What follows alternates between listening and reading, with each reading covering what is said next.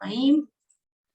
Bueno, entonces, buenos días a todos, profe Felipe, profe Luz, profe hola Ángela, profe Camila, profe Esperanza, profe Harold, profe María Camila, profe Patricia, profe Smith, profe Estela y profe Ye. Vamos a hacerlo un poquito más individual para que nos sintamos todos súper bienvenidos. En este cuarto día de nuestras terceras tertulias pedagógicas empezamos el día con esta pequeña intervención por parte del profe Felipe Mitán, que tiene como nombre Intercomprensión en Lenguas Extranjeras. Entonces les extendemos a todos la invitación para que se sientan muy cómodos en este espacio, sientan total libertad de participar cuando lo crean necesario y esperamos que sea súper enriquecedor para todos y para nuestras prácticas pedagógicas. Entonces, Felipe, te doy el paso, tienes el micrófono. Hola Sharek, bueno, muchas gracias por la presentación y la introducción. Sería un poco extraño autopresentarme, ¿no? Eso sería un poco raro, entonces preferimos no hacerlo.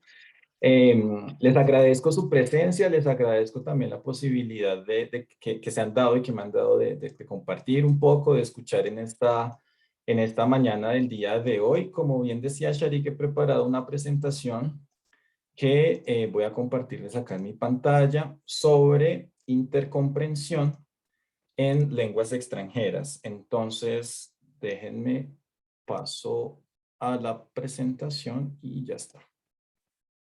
Listo. Entonces, pues de nuevo saludarlos, chévere ver a personas de la licenciatura, la profesora Jenny, a personas del departamento, a Martín, que fue un colega de la maestría, a estudiantes también. Entonces, bueno, qué alegría contar con ustedes.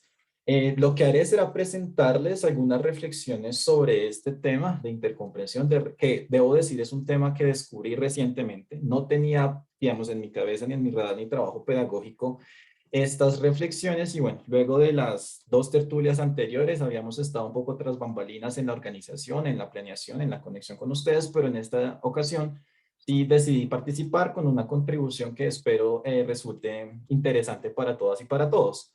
Entonces, lo que primero quisiera preguntarles es esto. Quiero que cada uno piense un poco en cuál es su repertorio o su biografía lingüística. Entonces, no sé y que ahí en el chat rápidamente me dejen algunas ideas de cuáles son esas lenguas que ustedes conocen, que ustedes hablan, que tal vez estudiaron en algún momento en el colegio, en la universidad. Esa es la primera pregunta. Entonces, quisiera ver qué lenguas conocemos o con qué lenguas nos hemos familiarizado. Entonces, buenos días, Esperanza. Buenos días también a la profesora Patricia, que nos acompaña hoy. Entonces me gustaría que compartan ahí en el chat qué lenguas hacen parte de ese repertorio, de esa biografía lingüística. Entonces, veamos, acá Sharek nos dice español, inglés, francés y alemán. Muy bien, Estela dice inglés y francés. Laura Fino dice coreano. Chévere, Laura, que estés aquí. Gracias también por estar. Luz Amparo dice inglés, francés y alemán. Camila, inglés, francés y portugués. María Fernanda, inglés y francés. Patricia dice francés e inglés, francés, inglés, inglés, francés y Bora. Ok, Bora es una lengua de las lenguas nativas de Colombia, ¿no? Bora y Muinane de esa familia lingüística. Martín dice español, inglés y francés, inglés, alemán, francés y castellano. Interesante. Entonces, fíjense que nosotros compartimos un rasgo en cuanto a las lenguas a las que hemos estado expuestos. En una tipología inicial podemos decir que la mayoría, salvo el Bora, son lenguas extranjeras para todos nosotros. O sea, lenguas que no utilizamos en el contexto colombiano, sino que son lenguas de usos exolingües. Usamos como lenguas de instrucción, de repente seguro muchas veces hemos tenido exposiciones a estas en ambientes institucionales o institucionalizados. Pero todos compartimos un repertorio interesante. Por supuesto, quienes estamos acá somos maestros de lenguas o de lenguajes, si se quiere, entonces tenemos algunos elementos compartidos. Martín dice, algún conocimiento mínimo de lenguas nativas mientras estudiaba el pregrado. Chévere, Martín, si puedes recordar cuáles, ¿no? ¿Cuáles son esas lenguas nativas que te habitan? Bien, interesante. La primera pregunta es esa, que nos interpelemos por cuál es mi repertorio lingüístico y cuál es mi biografía lingüística. Ahora, la siguiente pregunta que nos sitúa un poco más en el seno de la interacción y de la vida de los sociales, ¿en qué situaciones de encuentro de lenguas he participado? Por ejemplo, yo una vez estaba en el aeropuerto y pasó esta situación con estas personas que hablaban estas lenguas. O de repente un día viajé a Cartagena y escuché a alguien que hablaba en una lengua que no sabía muy bien qué era y era criollo palenquero. Entonces quisiera que ahora en el chat también nos compartan algunas situaciones en las que se ha dado encuentro. O sea, que no solo es una la lengua que circula, sino que hemos tenido más lenguas. Entonces, que describan brevemente, o si alguien quiere abrir el micrófono y compartir, también es posible, para escuchar otras voces, en qué lenguas, en qué situaciones de encuentro de lenguas hemos participado. Entonces, ¿quién se anima? Camila dice, italiano en óperas. Camila, ¿nos puedes contar un poquitico cuál ha sido esa experiencia? Que está interesante esa experiencia que tú mencionas allí. Bueno, buenos días a todos. Pues Felipe, mi experiencia con la ópera es que yo soy absolutamente amante de la ópera y podrás creerme que he aprendido cosas, o sea, no lo puedo hablar, cositas nomás, pero reconozco muchísimo. Hoy en día a veces que no tiene subtítulos, mi experiencia es que entiendo mucho de lo que dicen en la ópera. Esa ha sido como mi experiencia en ópera. Ahora, por ejemplo, en portugués, porque yo fui auxiliar de vuelo, y entonces en los entrenamientos y volando, volábamos con otros auxiliares de vuelo brasileros y ahí pues era, como son de rumberos, cantábamos y de todo y aprendí bastante portugués, pero ese no lo volví a practicar, de manera que lo entiendo, pero ya poco a poco, pero en una época sí lo hablaba, más o menos.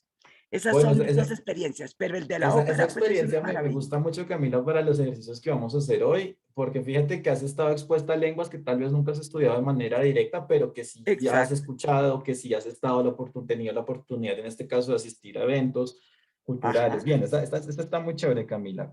Sharek nos dice, de vacaciones en Barranquilla, un breve encuentro con un norteamericano. ¿Cómo fue ese encuentro, Sharek? No sé si nos puedas contar un poquito. Claro, fue un poco chistoso. Nosotros estábamos en este día que comúnmente se destina al recorrido histórico, ¿no? Por la ciudad amurallada. Estábamos tomándonos unas fotos cuando, pues le estoy tomando una foto a mi hermana, llega el señor y como que empieza a hablar de un montón de cosas y mi hermana me mira como súper en pánico, yo no sé qué hacer, por favor venga y ayúdeme, ¿qué le digo? Y pues el señor como tratando de ser muy amable y de crear un ambiente, vio que la foto estaba quedando bonita y dijo como no, me parece súper chévere, claramente en inglés, no me parece súper chévere, yo quisiera salir, me puedes tomar una, pero lo que, digamos, amenizó la experiencia fue eh, la cara de mi hermana de verse completamente perdida y mis primos también, y yo como, no, bueno, pues entremos aquí, yo no, sí, claro, tranquilo, vente, tomamos una, nada, la risa, el momento y ya, él siguió con su camino. Pero son cosas que a uno, claro, le recuerdan el momento y quedan ahí guardados como experiencias súper chéveres. Listo, chévere, chévere también. Entonces, fijémonos que yo creo que todos al menos tenemos una experiencia de encuentro entre lenguas, ya sea lenguas que conocemos nosotros o lenguas que no tenemos idea. Allí también nos dicen escuchar música en inglés.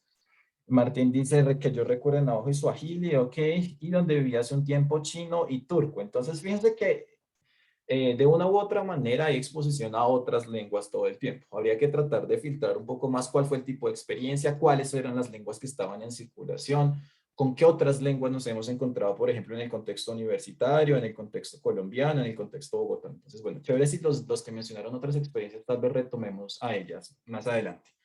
Bien, ¿cuál es el origen de estas reflexiones? Y les contaba al comienzo que es algo reciente porque es de esto nunca, digamos, nunca escuché en el pregrado y en la maestría tampoco, en las maestrías tampoco lo escuché. Sin embargo, sí me pareció muy interesante y creo que nos puede decir mucho. Desde el año pasado hasta ahora he tenido la posibilidad de participar en estos eventos, en estos cursos que ustedes ven allí. Un curso de glotopolítica e intercomprensión que ofreció el Caro y Cuervo, un curso de un evento que se organizó en Brasil que se llamaba Intercomprensión Lingua Románicas, una viagem do Occidente a Oriente, una intercomprensión en lenguas románicas, un viaje de Occidente a Oriente, que fue ofertado por profesoras de la Universidad de Sao Paulo, de la Universidad Federal de Paraíba, en este caso, en un evento que se llamaba un Encuentro Nacional de Lenguas y Lenguajes y una Jornada Internacional de Lenguas y Lenguajes. Eso fue este año. Y también participé en un taller que organizó la Universidad Federal de Paraíba, en Brasil, en Paraíba, digamos la parte más oriental del continente suramericano, es eso, Paraíba, en la Universidad Nacional de Córdoba de Argentina y la Escuela de Comercio Manuel Belgrano también en Argentina, un taller que se llamaba Introducción a la Intercomprensión en Lenguas Neolatinas. Entonces para mí fue como una apertura a elementos que no había escuchado nunca antes. Y desde esas experiencias, desde esos talleres, desde ese proceso formativo que yo he seguido y de las lecturas que abordamos y la discusión con personas de Uruguay, de Argentina, de Brasil, de España, de México, comparto algunas de las reflexiones de esos espacios. Tengo acá 3 ideas y ustedes van a ver en estas presentaciones un poco de varias lenguas. ¿Sí? Si las comprenden de manera directa, excelente, porque las han estudiado. Si de repente cuestan un poco de trabajo hacer el esfuerzo de comprender, vamos a ver que la intercomprensión tiene que ver con mucho con mi actitud hacia las lenguas, con la disposición que yo tengo de entender eso que es lo otro, digamos, y la posibilidad que tenemos de encontrar relaciones entre nuestra lengua 1, en este caso el español, por ejemplo, en la mayoría de casos, y otras lenguas. Entonces son 3 ideas iniciales que me parece interesante compartir. Entonces, Jamais dice, et si l'intercompréhension était une antibabel, un rêve ou le fait que chacun parle une langue différente de celle des autres ne se place, plus une punition divine, puisque cela n'empêcherait pas de se comprendre. Entonces, si la intercomprensión fuera un anti-Babel, tenemos el mito de Babel, de repente todos escuchamos, ¿no? Un sueño o el hecho de que cada uno hable una lengua diferente. No esas de los que estos de las otras no sea un castigo divino, porque eso no nos impediría comprendernos, se pregunta, ¿no? Es una pregunta inicial. Luego, Jacques Derrida, en un libro que se llama El monolingüismo del otro, nos dice lo siguiente. On ne parle jamais qu'une seule langue, ou plutôt un seul idiome. On ne parle jamais une seule langue, ou plutôt, il n'y a pas d'idiome pur. Entonces, nunca hablamos una sola lengua, o más bien un solo idioma. O sea, aunque creamos que estamos hablando español, en realidad lo que estamos hablando es el resultado de una evolución histórica y diacrónica de una lengua que ha tenido influjo de muchas otras, ¿sí? Desde sus orígenes neolatinos, digamos, desde lo que pasó con los árabes, desde lo que pasó con las lenguas nativas de Colombia, desde lo que está pasando con el influjo de lenguas extranjeras. Entonces, más bien nunca hablamos un solo idioma, aunque creamos que sí, tal vez la realidad es que no. Y la segunda idea que nos comparte Derrida es que on ne parle jamais une seule langue, ou plutôt, il n'y a pas d'idiome pur. Que no existen los idiomas puros. En realidad no existe el idioma puro. Ningún idioma puede ser considerado puro. Ni siquiera las gramáticas, ni siquiera los diccionarios dan cuenta de la pureza de ningún idioma. Y esto desestabiliza un poco el sistema de creencias o de conocimiento que podríamos tener. Segunda idea central, quisiera compartir con ustedes. ¿Cuál es la tercera? Ese es un texto de Julia Kristeva, pero está en portugués porque lo conocí en el taller de la universidad, de las universidades de São Paulo y de Paraná. Entonces, decía, quem é o estrangeiro é aquele constituinte de mim que às vezes eu desconheço. É aquele que me perturba e incomoda, é o que me coloca em confronto comigo, o indesejável, é o que habita en cada uno de nós. Entonces, ¿quién es el extranjero? Se pregunta, nos podemos preguntar nosotros siguiendo a Kristeva. Es aquel que me constituye a mí y que a veces yo desconozco. O sea, el extranjero nos habita a nosotros mismos. Pero también puede ser aquel que me perturba, que me incomoda, ¿cierto? Es el que me coloca en confrontación conmigo mismo también, pero a la vez es indeseable, y es el que habita en cada uno de nosotros. Cuando pensaba, luego que repensaba el título, decía, tal vez no podríamos estar hablando tanto de lenguas extranjeras, ¿no? Esa es una categoría, un concepto que podría ser problemático. No obstante, pues decidí mantener. Cuando nos preguntamos por el extranjero, ¿quién es el otro? ¿Quién es la lengua extranjera? ¿Sí? ¿Quién es el otro, por ejemplo, que culturalmente es muy distinto? En ocasiones hemos tenido encuentros o desencuentros con personas de varios lugares del mundo. Entonces, esta es la tercera idea que quisiera compartir. La primera, sobre el Antibabel. La segunda, sobre que no hablamos ni lenguas puras, ni un solo idioma, mucho menos. Y la tercera es la pregunta por el extranjero. Bien. Eso para situar un poco los elementos de base teóricos en este caso. Ahora, quiero hacer un contexto también. Creo que es responsabilidad de los lingüistas siempre tratar de llamar la reflexión sobre estos elementos. Entonces, Harrison, en un libro del 2016 que se llama Cuando las lenguas mueren, nos dice lo siguiente, y aquí está explicado en estas figuras. Vemos dos figuras, ¿no? Una pirámide invertida y una pirámide, digamos, convencional, donde vemos número de lenguas y número de hablantes y cuál es esa relación que hay entre ellos. Entonces, fijémonos en lo complicado y en lo difícil que es la situación lingüística para muchas lenguas y para personas también en el mundo. Entonces, las lenguas más pequeñas, de acuerdo, siguiendo a Harrison, que son 3.586, tienen apenas 8 millones de hablantes en el mundo, lo que constituye el 0.2% de hablantes que podríamos tener, ¿no? Al menos en las características y en la medición que él hace. Las lenguas de tamaño medio, ¿cierto? Son habladas por 1.2 billones de hablantes en el mundo. Y las 83 lenguas más grandes, o sea, más dominantes, hegemónicas, ahí entran todas las que listamos nosotros, seguramente inglés, francés, alemán, portugués, español, ¿cierto? Son habladas por la mayoría de personas, 4.5 billones de hablantes. Entonces, hay una proporción inequitativa entre el número de lenguas, ¿cierto?, que tenemos y los números de hablantes. ¿Esto qué significará en el largo plazo? Que de esa riqueza lingüística que tenemos, vamos a perder muchísimo, muchísimo, muchísimo por razones que tienen que ver con el orden de lo geopolítico. La imposición de una lengua hegemónica, procesos de globalización, procesos de mercantilización, procesos de conexión entre el mundo, ¿cierto? Creo yo también, me atrevo a decir que estos efectos pandémicos van a impactar aún más el detrimento de las lenguas. No va a ser extraño de aquí a un año, 2 años encontrar personas de todo el mundo estudiando en todos los lugares del mundo, o sea, muchos colombianos haciendo estudios virtuales en cualquier parte, comunicándose en inglés, por ejemplo. Entonces, este es un contexto global que tenemos y que creo que es importante situar. Primer elemento contextual. El segundo, y aquí chévere lo que Ángela en este caso nos mencionó, una lengua nativa, que podríamos llamar una lengua nativa. En el contexto colombiano, este es el panorama lingüístico de nuestro país, al menos siguiendo algunas de las descripciones del Instituto Caro y Cuervo y de algunos lingüistas. Esto puede reevaluarse. En realidad no sabemos a ciencia cierta qué ha venido ocurriendo con las lenguas de nuestro país, es muy difícil saber. Pero podríamos decir que en Colombia contamos con 65 lenguas indígenas vivas o 65 lenguas nativas, 2 lenguas criollas, el criollo de San Andrés y el criollo de San Basilio de Palenque, ¿cierto? La lengua JOM o la lengua gitana, la lengua de señas de Colombia y el español. Ese es el patrimonio lingüístico de nuestro país. La mayoría de estas lenguas, todas, están en un grito de auxilio y de peligro. Es decir, por muchas razones, ¿cierto? Por un lado, el español es la lengua hegemónica y la lengua dominante. Por otro lado, el bilingüismo en Colombia ha sido reducido a la comprensión del español con el inglés. Además de eso, las condiciones de vida y de supervivencia de la mayoría de hablantes de lenguas nativas son muy difíciles, son muy precarias. Entonces, hay una alerta enorme sobre este patrimonio lingüístico del país. Se han venido perdiendo históricamente. Con la llegada de los españoles y el exterminio y aniquilación, digamos, de los habitantes, muchas lenguas se perdieron, ¿sí? En este caso nosotros tenemos 75, cada día son menos. Y fíjense que dentro de nuestros encuentros y repertorios, de seguro todos hemos visto a alguna persona indígena en un Transmilenio o solicitando dinero o en alguna muestra artística, ¿cierto? Pero tal vez ahí no nos preguntamos, bueno, ¿cuál es la lengua de esta persona? Entonces, fijémonos que hay una realidad bastante difícil en el contexto colombiano que vale la pena tener muy presente.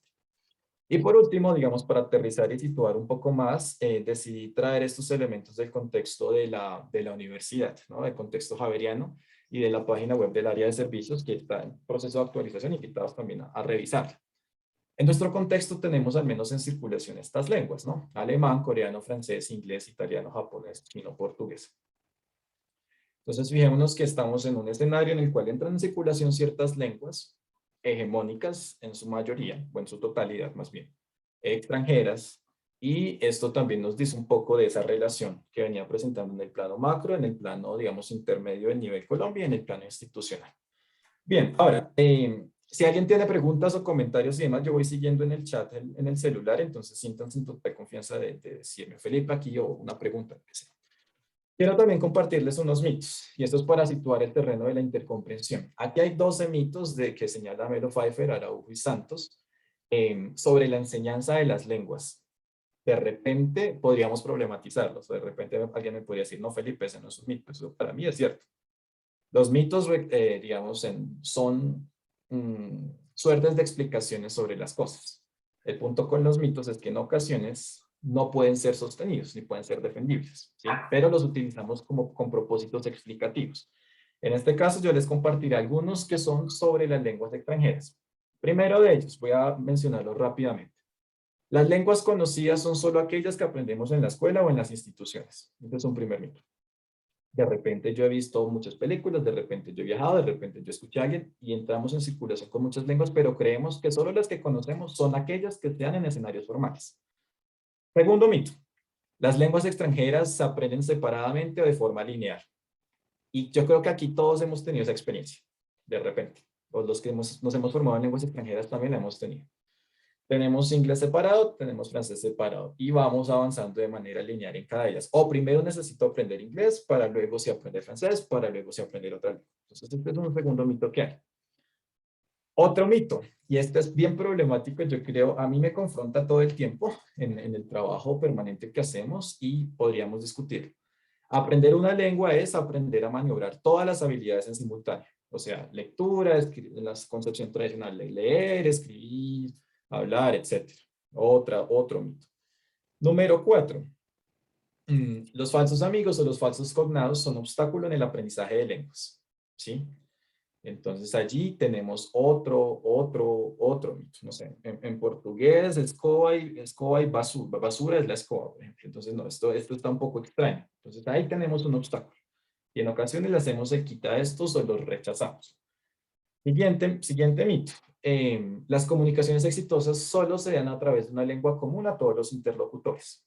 Todos necesitamos hablar inglés, que es la lengua franca, que es la lengua de enlace, que es la lengua que tenemos para podernos comunicar efectivamente.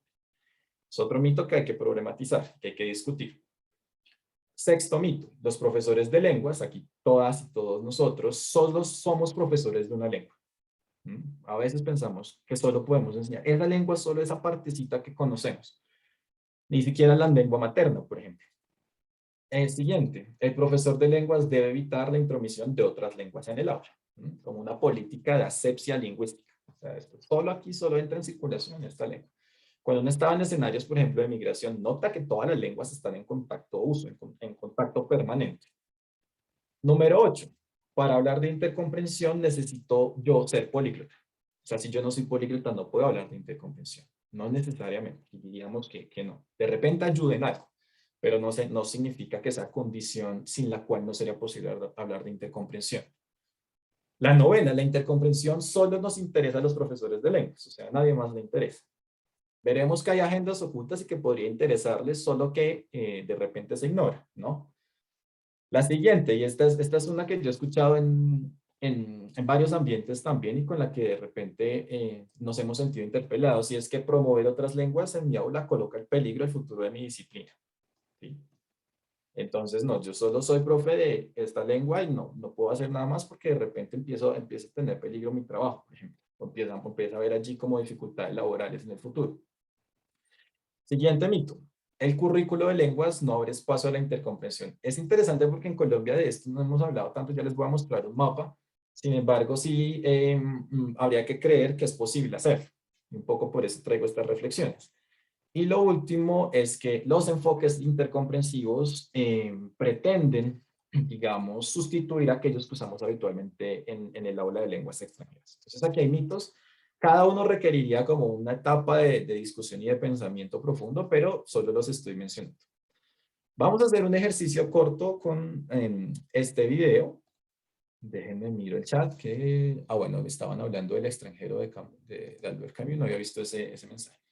Entonces, hay dos partes de este video que se llama Voces de la Intercomprensión, Voces de la Intercomprensión, y yo aquí les voy a mostrar una partecita chiquita. Vamos a ver unos minuticos de ese video y quiero que por favor se concentren mucho y traten de identificar cuáles son las lenguas que están en circulación ahí, o sea, cuántas y cuáles podríamos decir, y qué dicen. De repente son lenguas que hemos escuchado, que conocemos, de repente son lenguas que no tenemos idea ni cómo se llaman ni dónde son, pero sí conseguimos comprender algo. Entonces voy a activar el video. Si lo logro hacer, a ver. ¿Se escucha? ¿Me confirman por favor si se escucha? ¿Se escucha? Sí, correcto. Sí, escucho. Listo, listo, gracias. Entonces, lo que se les pide a estos hablantes es que nos digan cuáles son metáforas para entender la intercomprensión. Listo, eso es lo que se les pide. Vamos a ver una parte, no vamos a verlo todo. Para mí sería un pavo real, porque la cola del pavo real, cuando se despliega, es un abanico de colores y la intercomprensión tiene la capacidad de adaptarse a las diversas necesidades del aprendiente y también la capacidad de aplicarse a muy diversos ámbitos, tanto de educación como profesional. Benim için hayvan olarak Yunus balığı. Çünkü açık denizlerde size yol gösterir. Dünyadaki bütün dilleri düşündüğünüz zaman bu diller sayısı oldukça fazla, hepimiz biliyoruz. Bu dillerin arasında kaybolmamanızı sağlar. Size yol gösterir. Alors, si c'était un animal, pour moi, ce serait un animal qui ressemblerait à un dieu de la mythologie indienne, un mélange avec un corps de chien, par exemple, une tête de taureau, des pattes d'éléphant, des pattes avant d'écureuil. Pavão, não tanto aquela ideia que se tem do pavão de ser uma ave muito vaidosa, mas porque tem muitas cores diferentes e abre aquele seu leque cheio de cores, e então a intercompreensão parece-me muito essa ideia de que, se partindo de uma língua ou de uma família de línguas, tem-se a possibilidade de se aceder a muitas outras línguas. Portanto, partindo de uma cor, tem-se a oportunidade de perceber outras cores e outras visões de vida e outras perspectivas. Mi è sembrata una bella metafora perché se pensi al mondo linguistico come tutto lo spettro dei colori, possiamo pensare che le lingue, le famiglie linguistiche sono per esempio i diversi colori. Pensiamo alle lingue romanze come il rosso, le lingue germaniche come il verde e così via. L'intercomprensione sarebbe quelle sfumature che ci permettono di capire. Jo crec que si fos un color potser seria el blanc. Seria el blanc perquè és la suma de tots els colors que es pot refractar justament amb tots aquests colors, tant els dominants com els no dominants. I això té a veure, per exemple, amb les llengües, que de fet podem pensar que la intercomprensió permet d'alguna manera que existeixin, que coexisteixin totes les llengües i que els parlants d'aquestes llengües puguin d'alguna manera utilitzar la seva pròpia llengua, per tant valoritzar-la, i llavors ja no hi ha llengües majoritàries o minoritàries. De fet, és una cosa que crec que és molt important justament, per exemple, per les llengües no majoritàries. Bueno, dejemos hasta ahí ese video. Entonces, ¿qué lenguas identificaron? ¿Cuáles fueron? Y ¿qué recuerdan de las metáforas? Ahí hay unas ideas, ¿no? Como nos van diciendo, de repente no entendemos todo. Por ejemplo, en esta última decimos, esto no es español, esto no es francés, esto no es italiano, esto no es portugués, pero creo que todas y todos alcanzamos a comprender algo. Entonces, Estela nos dice español, árabe, francés, portugués, italiano. Luego María Fernanda dice español, turco, se pregunta. Entonces ahí tenemos dos posibilidades, ¿es eso árabe o es eso turco? ¿No? Ahí habría que rastrear un poco más. Francés, portugués, italiano, y María Fernanda se pregunta otra vez, ¿catalán? ¿Es catalán? Bien, entonces esas son algunas de las lenguas. Si es árabe, si es turco, bueno, vamos a dejarlo ahí en suspenso para que vayan al video y también puedan explorar un poco más. ¿Y qué dijeron? O sea, la pregunta es por las metáforas de la intercomprensión. Sobre eso que se entendió, ¿no? Al comienzo dicen, bueno, es como un pavo real. ¿Qué más nos dicen? ¿Qué otras metáforas se utilizan? Ahí Martín nos da otra ruta. Martín dice portugués, italiano, catalán y ruso. ¿Qué metáforas alcanzaron a identificar en ese video corto? Una es la del pavo real. Por ejemplo, el hablante de francés, ¿quién nos dice? ¿Alguien quería decir algo? El hablante de italiano, Sí. interesante porque decía que los idiomas, la intercomprensión es como un espectro de colores y entonces asignaba algunos colores a los diferentes países. Por ejemplo, decía Alemania, no sé por qué le adjudicó el color verde, el azul no sé a qué país, pero me llama mucho la atención esa analogía que estableció, tal vez el significado de los colores, ¿no? a los diferentes países que pues menciona muy pocos, pero me parece interesante el punto como tal, la esencia que el hablante Sí. italiano pretendió hacer en su corta intervención. Ok, chévere, chévere lo que nos dices, Carolina. ¿Tú conoces italiano? O sea, ¿has Sí, tenido yo hablo exposición italiano. directa? No, yo hablo italiano. Ah, listo, listo, claro. Entonces, fíjate que ahí nos estás ayudando mucho de repente a los que no. En mi caso, por ejemplo, no he tenido, creo que entiendo, pero no conozco esta lengua. Entonces, chévere que nos cuentes allí esto. La metáfora del color blanco, Sherry, ¿qué recuerdas de la metáfora del color blanco? Y esta era de las últimas, ¿no? Sí, sí, era de las últimas, incluso creo que la última señal que alcanzamos a escuchar, no estoy muy segura de qué lengua era, la verdad, pero, pero en lo que le logré entender, ella asociaba mucho esta intercomprensión al color blanco, ¿no? Que se entiende como el punto de unión de todos los colores y de toda esta gran variedad que se esconde detrás de la lingüística. Listo, entonces fíjense que se utilizaron metáforas de colores, se utilizó la figura del pavo real. También se habla de que la intercomprensión como si fuese un dios hindú, digamos. Y también este tema de los colores, ¿no? El espectro de los colores y el color blanco. Bien, entonces esto para situar y mostrar un poquitico.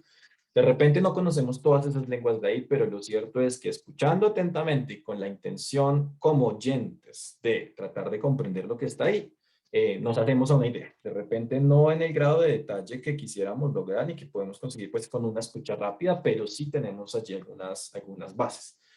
Entonces, unas definiciones aquí me faltó una tilde, lo lamento, en intercomprensión. Entonces nos dice algo así como el hecho de comunicar directement, recurriendo a su lengua y comprendiendo esa lengua del otro, era al mismo tiempo y une très vieille pratique, una práctica muy vieja, digamos muy antigua, a la que lo recurre avec un empirisme plus ou moins maîtrisé, a la que se recurría con un empirismo más o menos controlado, digamos, selon les circonstances, les nécessités ou les capacités de cada uno. Entonces, fíjense que esto es bien interesante. Pareciera que en el origen de los humanos, lo cierto era que habían prácticas intercomprensivas, ¿sí? Como pareciera que es connatural a la especie. No obstante, con el desarrollo hegemónico, los procesos de expansión, de dominio de los otros, evidentemente se fueron generando imposiciones que hicieron que esto se fuera olvidando, ¿no? Se fuera dejando de lado. Sin embargo, el rastreo histórico de la intercomprensión nos llevaría a pensar que lo connatural era la existencia de muchas lenguas, ¿cierto? De muchas culturas, que luego poco a poco esto se fue transformando. No obstante, en su origen sí pareciera que hay allí ciertas características. Entonces, otros elementos, otras entradas teóricas a lo que significa la intercomprensión. Yo luego les puedo compartir este material si alguien lo quiere revisar con mayor detalle también. Un enfoque alternativo a la didáctica de lenguas, ¿sí? Esto es una idea importante que aparece allí. Entonces, en este caso, ¿qué nos interesa? Potenciar competencias o comunicaciones plurilingües, ¿cierto? Donde adquirimos, esto es muy importante, habilidades parciales en una lengua, que al principio es desconocida, a partir de conexiones del repertorio lingüístico propio. Yo no sé si aquí alguien hable catalán, no tengo certeza. Lo cierto es que, por ejemplo, en mi caso puedo decir que yo no. No obstante, seguro todos más o menos estamos haciendo una práctica intercomprensiva con esa imagen que les estoy mostrando en un sitio web de Cataluña, ¿sí? Entonces, esa es una primera característica. Una segunda, es una práctica comunicativa mediadora. Entonces, de nuevo, ¿qué se pone en mediación? Los saberes lingüísticos, el conocimiento de los repertorios lingüísticos, ¿cierto? Los procesos de transferencia entre lenguas, entre diversas lenguas y culturas que usualmente son emparentadas. Esto también es importante. De repente generar una práctica de intercomprensión entre el español y el coreano va a ser bien difícil, pero tal vez puedo hacer enlaces entre español e inglés y luego entre inglés y coreano, por ejemplo. Entonces, o entre varias lenguas, digamos, orientales. Entonces, esto es importante también considerar. Además, ¿qué es lo que estamos haciendo en este momento? Consciente o inconscientemente, la intercomprensión propende por habilidades metalingüísticas y metacognitivas. Entonces, yo necesito ser consciente de las unidades o de los usos lingüísticos que estoy haciendo en un momento específico y de la necesidad de intentar entender y de intentar reflexionar sobre mi proceso de aprendizaje. Igual, de nuevo, fíjense lo que estamos haciendo con este texto que yo les estoy mostrando. Yo les estoy contando en español. El texto que está aquí está en otra lengua. Y nosotros, cada uno tiene un repertorio. ¿Qué estamos intentando hacer? Comprender en esa entrerelación. Entonces, se asume un poco como un enfoque que entraría en lo que se llamarían los enfoques plurales. Entonces, ahí acuérdense que hay varios, la perspectiva intercultural, el que se llama el despertar de las lenguas, la pedagogía o la didáctica de las lenguas, integrada de lenguas, perdón, y la intercomprensión. Eso es una propuesta de los 2000 hacia adelante. Y en este caso, lo interesante de la intercomprensión tiene que ver justamente con esa nueva perspectiva o posibilidad dentro de las aulas de lenguas extranjeras, o no solo de las aulas, sino de los espacios de comunicación donde entran en circulación varios códigos y que implican sensibilizar sobre esos códigos, tratar de identificar la diversidad lingüística y cultural y su respeto. Evidentemente estas propuestas tienen un origen, digamos, europeo, pero poco a poco en Latinoamérica se ha venido reconceptualizando y reconsiderando. En Europa es muy fácil encontrar cruces entre lenguas y entre regiones, ¿no? También por el tamaño geográfico de estos países, de algunos de estos países y demás. En Colombia podríamos pensar prácticas intercomprensivas en toda la zona de frontera con Brasil, por ejemplo. Si uno va a Leticia o si va a cualquier país suramericano que tenga fronteras con Brasil, ahí podríamos pensar en algunas de estas prácticas. Entonces, otro elemento teórico aquí para mostrarles. Las progresiones en la enseñanza de lenguas, la progresión tradicional, que es la que ven en la figura 1, es esa. Que es un poco en la que nosotros estamos y hemos venido trabajando desde hace mucho rato, ¿no? Tenemos las habilidades, ¿cierto? Leer, escuchar, hablar y escribir. Y vamos yendo de nivel A1 a nivel A2, a nivel B1, a nivel B2, a nivel C1, a nivel C2, etc. No obstante, uno sabe que en realidad los avances no son, de repente yo avancé mucho más, mi habilidad de escucha es más elevada, ¿cierto? Y de repente tengo más dificultades para escribir. O sea, tampoco es que sea tan de flecha a flecha, ¿no? Ni tan en esa única dirección. De repente hay momentos en que a nosotros como aprendices de lengua nos va a costar más trabajo una u otra. Esa es una progresión tradicional. Ahora, desde la perspectiva de la intercomprensión, la aproximación es diferente. Y yo les voy a mostrar unos ejemplos ahora para que veamos más o menos cómo ocurre. Se ingresa por el ejercicio de leer y desde ahí se avanza, digamos, en niveles de complejidad. Complejidad de las lecturas, A1, A2, B1, B2, esa es la propuesta. Y mientras vamos avanzando, también vamos haciendo desarrollos en las otras habilidades, en la posibilidad de escuchar, de hablar y de escribir. Sí, ustedes dirán, bueno, ¿pero por qué? De repente, por un rasgo inicial es ese parentesco entre lenguas. Entonces, nosotros podríamos hacer prácticas intercomprensivas, vamos a hacer un ejercicio con lenguas como el occitano, el sardo, el catalán, el italiano, el francés, el portugués, etcétera. Que con la lengua que conocemos es posible tratar de rastrear algunos elementos. Entonces, esto cambia un poquitico la perspectiva, ¿sí? Y aquí vamos a ver cómo se aplicaría más. Entonces, ¿cuáles serían las facetas, digamos, o los contornos o los posibles usos que la intercomprensión podría asumir? Y esto lo tomo de Gash y Garbarino en el 2017.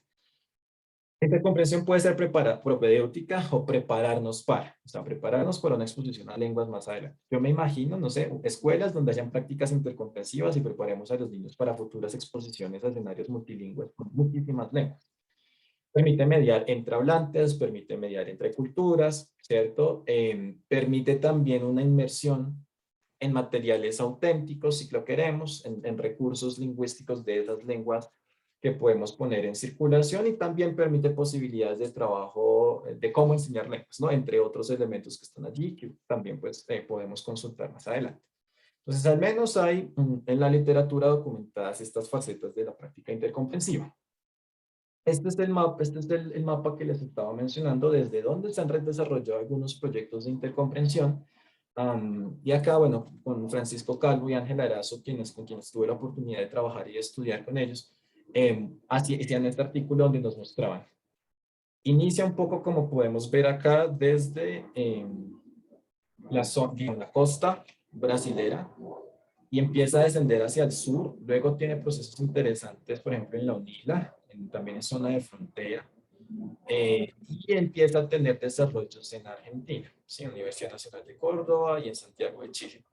En Colombia entiendo que no he hecho la tarea de contactar y hablar con el profesor Arismendi de la Universidad de Antioquia. También se han empezado a hacer aproximaciones de la intercomprensión. Y esta tal vez es como un primer dejar una inquietud dentro de la Javeriana en Bogotá.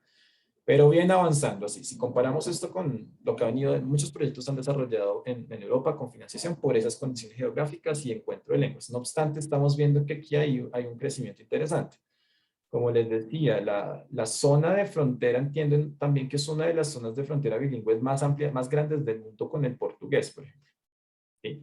Entonces, toda esta zona sería una zona de trabajo muy, muy interesante en nuestro contexto, ¿no? Propiamente. Y de repente con lo que circula en estos otros países, ¿no? En la Guyana, en Surinam, bueno, Guyana Francesa, etc. Aquí también habría una zona interesante de trabajo. Y en nuestro país podríamos pensar en intercomprensión, por ejemplo, entre lenguas nativas. Yo casi que estoy seguro que ocurre mucho, seguramente en las lenguas amazónicas, en los tucanos orientales y occidentales, por ejemplo. Ocurre, solo que tal vez teóricamente como que no se le haya denominado así, pero casi que podría decir que ocurre. Entonces, acá voy a mostrarles en esta última parte algunos ejercicios, digamos, algunas posibilidades de trabajo intercomprensivo. Este lo tomé del taller de Intercomprendamos que les conté. Entonces, horizontal and vertical reading across the Romance continuum. Entonces, acá tenemos varias lenguas, de repente podríamos identificarlas. ¿Mm? Entonces, todo ser humano nace mundo, nace libre, wow, no sé en realidad esto cómo se pronuncia, intentaré hacerlo, se dignidad neces dreto. Las siguientes, todos los seres humanos nacen libres, iguales, en dignidad y derechos. Luego siguen allí, ¿no? Todos los seres humanos, etc. Todos los seres humanos nacen libres, iguales, en dignidad y derechos. Todos el ser humano, bueno, en fin. Tous les êtres humains naissent libres, égaux, en dignité, en droit. Y ahí podemos seguir viendo elementos. Entonces, en una práctica intercomprensiva, podríamos iniciar, por ejemplo, mostrando estas declaraciones de derechos humanos en diferentes lenguas. Y empezamos a trabajar con ahí un input que es textual, ¿cierto? Y desde ahí empezamos a tratar de hacer un análisis y una reflexión un poco más profunda. Entonces, fíjense que acá hacemos una aproximación con ciertas palabras. Y esto creo que tiene una potencia pedagógica bien alta también, ¿sí? Pongamos, mi lengua es el español, ok, todos los seres humanos nacen libres, iguales en dignidad y derechos, ok, acá luego podemos empezar a revisar qué pasa con el catalán, ¿sí? ¿Qué pasa con el occitano? ¿Qué pasa con el francés? ¿Qué pasa con el italiano? ¿Qué pasa con el rumano? ¿Qué pasa con el portugués? Y acá, por ejemplo, ¿qué pasa con el inglés? Entonces, fíjense que aquí uno dice, ok, un elemento intercomprensivo es que, ok, aquí veo algo que es una palabra gramatical, ¿cierto? Que es y. Puede ser con una conjunción, ¿no? Y que enlaza elementos y en la mayoría de lenguas aparece solo como una vocal. Ok, de repente acá yo ya empiezo a despertar una inquietud sobre las lenguas, sobre su funcionamiento, sobre las posibilidades que tienen. Entonces, este es apenas un ejemplo de lo que podríamos hacer. Les voy a mostrar otros más, de algunos materiales que también he tenido la posibilidad de ir conociendo y de ir descubriendo. Existe este que se llama Aprendo con más lenguas, de un trabajo que hizo también la Comisión Europea y demás. Entonces, acuérdense que dijimos que empezábamos con ejercicios de lectura. Yo tengo acá un texto en latín, un texto en italiano, un texto en español, un texto en rumano, y este texto también está en francés y en occitano. Puedo tener un texto como este en diferentes lenguas y yo con mis estudiantes empiezo a trabajar. Mi lengua es el español, ok, listo. La rana que quería ser más grande que un buey. Un día, en un prado, la rana ve a un buey. Tiene envidia de su bella corpulencia. E hincha su piel rugosa y pregunta a sus hijos, ¿quién es el más grande? El buey, respondieron ellos. Y ahora, otra vez el buey, madre. Finalmente, a fuerza de hincharse, la rana explota y su pobre cuerpo cae al suelo. Entonces yo puedo empezar a trabajar con este documento. Y de repente puedo iniciar a mostrar, digamos, esto mismo en otra lengua, una lengua que yo no tengo ni idea. La rana che voleva essere più grossa del buey. No sé. Yo no sé italiano, insisto. Un giorno, en un prato, la rana ve un buey. Y bueno, en fin, puedo seguir. Entonces, fíjense que acá podemos empezar a hacer ejercicios de comprensión. Con seguridad, si nos exponemos a estas muestras en todas estas lenguas, vamos a encontrar relaciones y vamos a comprender lo que está allí a partir justamente de la identificación de elementos comunes y de la puesta en relación de esos elementos. Y luego puede hacer un ejercicio, en este caso es un material que está en portugués, ahora escribe tu fábula en portugués. Entonces, pasamos por estas lenguas, por un repertorio amplio de lenguas que están emparentadas entre sí, que podrían tener la condición de ser lenguas extranjeras y las ponemos en relación. Pues fíjense que aquí hay una posibilidad. Otras posibilidades que podríamos tener, y en este caso es un material que me llamó la atención justamente por la lengua que incluye. Muchos de nosotros trabajamos con inglés, pero también con otras lenguas. Este texto de Oliveira y Machen se llama Intercomprensión de Lenguas Românicas y Lengua Inglesa. Intercomprensión de lenguas románicas o lenguas romances y lengua inglesa. Entonces, fíjense cuáles son las lenguas que entran en circulación en este material. Portugués, español, italiano, francés e inglés. Hay quienes señalan que el inglés es la lengua más romance de las lenguas germánicas. Uno diría, ¿en serio? Pues es una, digamos, una afirmación que se ha venido documentando y trazando a partir de lingüística del corpus también. Entonces uno podría establecer aquí relaciones. En nuestro caso, nuestra lengua de entrada, el L1, la mayoría es español. De repente tenemos conocimiento de las otras, ¿sí? O de repente, a pesar de que no sepamos esas lenguas, no se necesita saberlas, podemos promover prácticas intercomprensivas entre ellas en la búsqueda de una lengua, ¿cierto? De una lengua que es la con la que trabajamos, que conocemos muy bien, que podemos enseñar y demás, que es el inglés. Entonces les voy a mostrar un par de elementos de este texto. Si alguien quisiera poco conocer más, bueno, me dice y compartimos los materiales que tenemos y demás. Entonces, esto dice lo siguiente. Intercompreensão. A intercompreensão de língua românicas é a língua inglesa. Você já pensou alguma vez que seria capaz de compreender textos em francês, em espanhol, em italiano, em inglês, comunicarse com outras pessoas e conhecer outra cultura, falando sua própria language? La intercomprensión de la lengua romana posibilita eso para você. ¿Cómo sucede esto? Entonces aquí lo hemos visto cómo sucede. El español, el francés y estas lenguas, no, son derivadas del latín. Entonces, para quien conoce uno de ellos, le es posible entender los otros. ¿Sí? De repente uno podría hacer lo mismo. Si yo estoy aprendiendo una lengua germánica, una lengua oriental, o una lengua nativa que corresponda a una familia lingüística, digamos, un agrupamiento de las familias lingüísticas, podría tratar de comprender las otras, de entender las otras. Lo difícil es que conocemos o desconocemos mucho más bien de las lenguas nativas. Luego nos dice, lo español, el francés, el italiano, el portugués sono 4 lingue derivate del latino, perché una facile capire anche la, yo no sé, de nuevo no sé esta lengua. L'espagnol, le français, l'italien et le portugais sont 4 langues issues du latin. Il est facile pour celui qui en sait une de comprendre aussi les autres. Entonces es la misma idea, pero en las otras lenguas.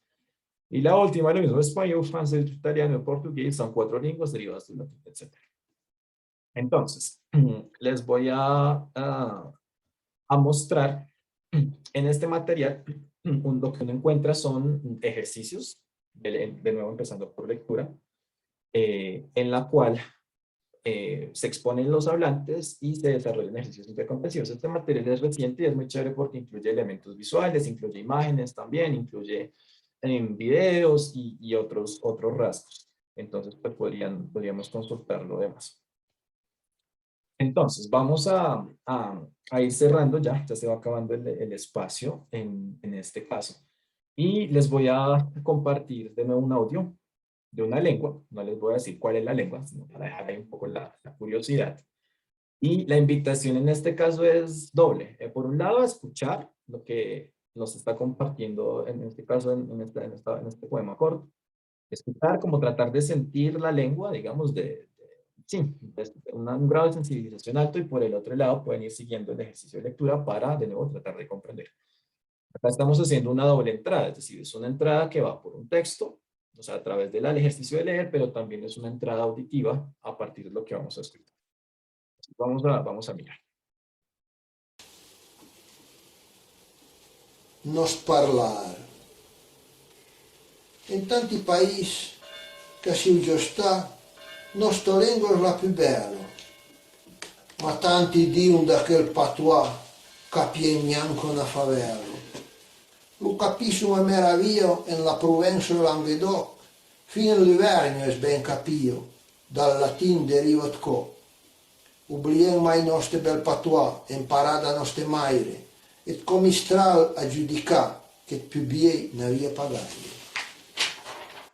Bueno, ahí les dejo esa invitación, bueno, qué nos está diciendo este texto, qué lengua es, de qué está hablando, de qué trata, con qué otras palabras que yo conozco podría parecerse en los diferentes niveles lingüísticos. Uno podría decir, bueno, más o menos suena a o más o menos se parece a, ¿cierto? Para poco a poco ir rastreando allí algunos elementos. Entonces, ya para ir cerrando y para continuar la discusión, yo aquí quise traer como 6 puntos y algunas preguntas, ¿no? Creo que hay un llamado importante por preservar y reconocer la riqueza lingüística y cultural, ¿cierto? En primer lugar, podríamos decir de Colombia, pero también la existente en el mundo, ¿no? En el planeta mundo. En segundo lugar, creo que es importante interrogar nuestros propios repertorios lingüísticos, pero también nuestras ideologías, nuestras actitudes lingüísticas, ya que podríamos estar promoviendo prácticas monolingües todo el tiempo, por ejemplo, o el privilegio de una lengua sobre las otras. La ruta clave acá de valorar la diversidad lingüística, cultural, etcétera, inclusive en nuestros escenarios. ¿De qué manera esto nos interpela en la formación de maestros? Quienes trabajamos en la licenciatura, en licenciaturas, en formación de maestros en general, o quienes son estudiantes en este momento de la licenciatura. O sea, ¿qué les dice esto sobre la formación que están recibiendo, por un lado, pero también sobre las prácticas formativas que podrían llevar a término en el futuro? Creo que hay una necesidad importante en buscar proyectos, prácticas y políticas plurilingües. Si uno hace un rastreo, no lo incluye en este caso, pero si uno hace un rastreo legal, se va a dar cuenta de lo que dice la Constitución, lo que dice la Ley de Lenguas, lo que dicen las declaraciones de los derechos lingüísticos de las personas, etc. Existen ya, digamos, un margen de acción en términos de políticas. Ahora, lo que falta es implementación, pero lo cierto es que sí hay un trabajo importante en este sentido y de repente todas y todos podemos contribuir allí. Otra discusión que podría darse en este caso, y creo que nos cuestiona a nosotros de manera directa, es sobre justamente lo que se ha llamado el imperialismo lingüístico. Yo incluso diría el imperialismo lingüístico o el inglés, ¿cierto? Como una lengua que está circulando hegemónicamente e imponiéndose. Y luego podríamos hacer unas preguntas un poco más localizadas, en el sentido de, bueno, ¿y dónde estamos nosotros en este escenario? ¿Dónde está Colombia, cierto? ¿O qué podría hacerse en Colombia? Les decía un poco en mi hipótesis algo arriesgada de las lenguas nativas. Seguramente muchos hablantes de lenguas nativas operan con prácticas intercomprensivas todo el tiempo y de ellos yo creo que podríamos aprender mucho, pero muchísimo.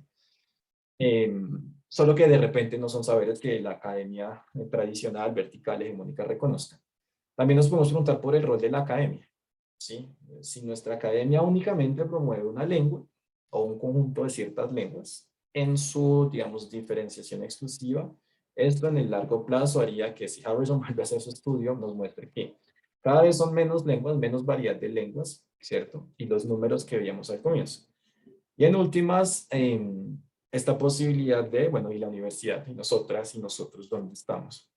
En este caso, la institución que nos convoca, que es la Javeriana, pero también puede ser cualquier otra institución universitaria o escolar. Y ya para finalizar, tomé esta cita que me parece también valiosa y dice lo siguiente. No creo, siguiendo a López García, que la ideología de la convivencia plurilingüe pueda imponerse socialmente a base de medidas administrativas concretas y previamente, o al menos de manera simultánea, no se logra un mínimo consenso social sobre su necesidad intrínseca. Es preciso abrir un debate público y crear un espíritu propenso al plurilingüismo receptivo. El problema es cómo lograrlo. Y yo creo que para responder a la pregunta de cómo lograrlo, quienes estamos acá, todas las personas que estamos aquí, en este momento estamos 22 o 21, podríamos tratar de responder a cómo lograrlo. ¿Desde dónde? Desde lo que hacemos, desde lo que enseñamos, desde las reflexiones que hacemos con relación a nuestras lenguas, a las lenguas que utilizamos, las que nos interesaría aprender y demás.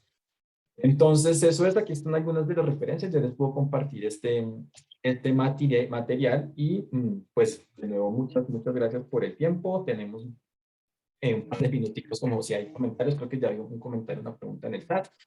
Entonces, esto era lo que les quería compartir, así como tal vez abrebocas en cuanto al fenómeno a la perspectiva o el enfoque de la intercomprensión, y que de repente nos da algunas pistas para nuestro trabajo también y las reflexiones que podemos hacer. Entonces, eso es. Muchísimas gracias y déjenme voy a los comentarios que había por allí. Nos dice Esperanza, aprender Esperanto nos sigue propósitos similares. ¿En qué sentido, Esperanza? No sé, no entiendo muy bien. No sé si quisieras ampliar un poco más la idea. Estás por ahí, Esperanza. Es que, sí, ¿me oyen? Sí, señora. ¿Me escuchan? Sí. ¿Sí me escuchan? Sí, ahí te escuchamos. Que el Esperanto se fue creando con esa idea de que los pueblos se comprendieran. Entonces se tomaban, es un lenguaje puramente creado, esto no es que existiera algo y que se siguió, no, fue algo creado para el entendimiento entre los pueblos. Entonces esa era el propósito y se fue cogiendo de distintas lenguas ciertas palabras que fueran más, que fueran similares en sentido y también en forma para ir completando un lenguaje que fuera como en base al latín. Esa era la idea pero el propósito es el mismo, es decir, la comprensión entre los pueblos. Ya sigo mejor tu comentario, gracias Esperanza. Lo que diría al menos dos cosas. En primer lugar, el Esperanto no surge como una lengua natural, o sea, como un conjunto de hablantes que la tengan en primer lugar, sino es una lengua creada artificialmente y eso de entrada ya generaría algunas dificultades, ¿cierto? Como ponernos de acuerdo y demás. Ese es como el primer comentario que haría. En segundo lugar, la intercomprensión tiene mucho que ver con cómo nosotros, y aquí tal vez podríamos volver a estas reflexiones que teníamos al comienzo, nos asumimos con relación a los otros. O sea, ¿qué tanto yo estoy dispuesto también a asumir una actitud que me permita, así no conozca la lengua del otro o así no conozca el grupo humano diferente, entrar en diálogo, en comunicación con ellos y tratar de comprendernos de alguna manera? Entonces creo que hay una distinción de, digamos, como esas dos ideas. Y lo cierto sí es que pues el Esperanto ya ha venido ganando fuerzas también. O sea, de repente ya hay grupos que reclamen que es su lengua. Sí, como un poco como ocurre con los pidgin o con las lenguas criollas. Es decir, que hay una generación de personas criadas con esa lengua. Entonces, de repente allí habría alguna ruta de trabajo, pero habría que profundizar un poco más. Pero está chévere también eso que compartes, Esperanza. Muchas gracias. Bueno, ahí nos dicen, ya son las 10 justamente. Hello there, buena temática, prácticas intercomprensivas desde contextos, realidades locales, dice Miguel. Sí, yo creo que ese es un poco el ejercicio también que deberíamos intentar de propender, ¿no? Y empezando por Colombia también. Colombia es constitucionalmente declarado plurilingüe y multicultural, y allí hay mucho que hacer. Yo les comparto el video, María Fernanda, claro que sí. Laura dice, bueno, en los ejercicios de traducción, bueno, también no lo puse acá, pero podría, en la ruta de trabajo en intercomprensión también se abren rutas de trabajo de traducción. Sin embargo, en un texto de Benjamin, por ejemplo, sobre la traducción, hay elementos que son intraducibles y no podemos traducir, ¿no? De repente hay elementos que en la intercomprensión sean visibles, pero muchos otros que también se nos oculten. Entonces, allí está el asunto. Bueno, gracias Ángela, gracias Luz Amparo, Juliana y Esperanza. Y no sé, Martín, si querías decir algo para despedirnos. Sí, tenía una pregunta, el Felipe. cierre, Yo había oído, bueno, había leído hace un poco más de un año que había un proyecto para que se incluyeran las lenguas nativas como parte del pensum de la licenciatura. No sé en qué terminó eso, porque digamos con la última cita que hace Felipe acerca de que eso no puede venir desde una cuestión administrativa o como de la imposición de que debe hacerse de cierta forma, pero creería que de alguna manera es también el comienzo, porque no sé si apunta a iniciativas personales, pues eso se logre. Entonces, tenía esa duda, esa pregunta, Felipe. ¿Cómo va esa propuesta? No sé si finalmente eso terminó en algo que se ha adoptado o que se va a adoptar. Vale, Martín, pues en realidad desconozco, te voy a hablar desde lo que he escuchado en este tiempo corto que llevo en la universidad. Sé que la universidad ha estado trabajando en un asunto de una política que se quiere pensar de lenguas dentro de la universidad y lo que se llama la directriz de lengua. El lugar que ocupen las lenguas nativas yo creo que está en tensión y en pugna permanente. Si nos acogemos a lo que sugeriría la ley 381 de 2010 o la ley de lenguas nativas, lo que uno tendría que decir es que es casi que sería obligación de las instituciones universitarias abrir esos espacios. ¿Sí? Ahora, ¿qué tanto la disposición que nosotros, con la que contamos en las instituciones va hacia allá? No sé muy bien, porque aquí esto entra en tensión con otros elementos. Internacionalización, calidad, rankings, reconocimiento, publicación académica, etc. ¿Dónde hay experiencias interesantes? Por ejemplo, en la Universidad de Antioquia hay experiencias interesantes. En la Universidad del Valle hay experiencias interesantes con lenguas nativas. En nuestro caso, yo diría que hay que seguir pensando y ojalá se abra. Y lo que eso como una primera respuesta desde lo que yo conozco. ¿Qué tanto se haya hecho? Pues seguramente no sé, estará en proceso. Y lo segundo que quería decir es que hay que pensar en la aproximación, ¿no? En si es bottom-up o si es lo contrario. En este caso, cuando suele hacer estas imposiciones verticales, es altamente probable que no funcione. Cuando por el contrario surgen de demandas, ¿cierto? De los grupos sociales y de las personas, se generan cierto tipo, digamos, de acciones que hacen que la institucionalidad de una u otra manera obedezca, que es el caso que más o menos conozco, por ejemplo, en la Universidad Nacional, donde sí hay varios cursos de lenguas nativas, pero claro, está todo el tiempo, queremos abrir otro curso, pero la institución dice sí, o la institución a veces dice no. Entonces yo creo que ahí hay un reto grande, y lo que sí necesitamos tratar de pensar es que si nuestras apuestas son por la defensa de la riqueza lingüística y cultural, es importante que esos espacios entren a eso que es institucional, no para que sea cooptado, porque ese es el otro riesgo, ¿sí? Sino para que reconozcamos el país en el que estamos, ¿no? Y creo que hay mucho trabajo por hacer, seguramente. Evidentemente en las distintas comunidades hacen procesos de formación en lenguas, en ocasiones también hay procesos de resistencia, ¿no? Pues esta es nuestra lengua y ya también como una forma de responder ante las sociedades hegemónicas y las sociedades dominantes. Pero lo cierto es que los hablantes de lenguas nativas en Colombia están en una posición muy vulnerable y cada vez en mayor riesgo. Y de repente nosotros como maestros del lenguaje tenemos ahí mucho más que decir. Entonces diría eso, Martín, por ahora como en ideas en borrador. Pues bueno. Muchas gracias. Muchas gracias a ustedes por el tiempo, a todas y a todos por su participación y nos encontraremos en las próximas sesiones que tengamos. Esta tarde hay una tertulia pedagógica con el profesor Gregorio. Otro tema que es bien interesante para la discusión sobre el lenguaje inclusivo, los usos del español. Y mañana tendremos también sesiones, el segundo taller de Right Space en la mañana y en la tarde una discusión sobre el asunto de la mediación.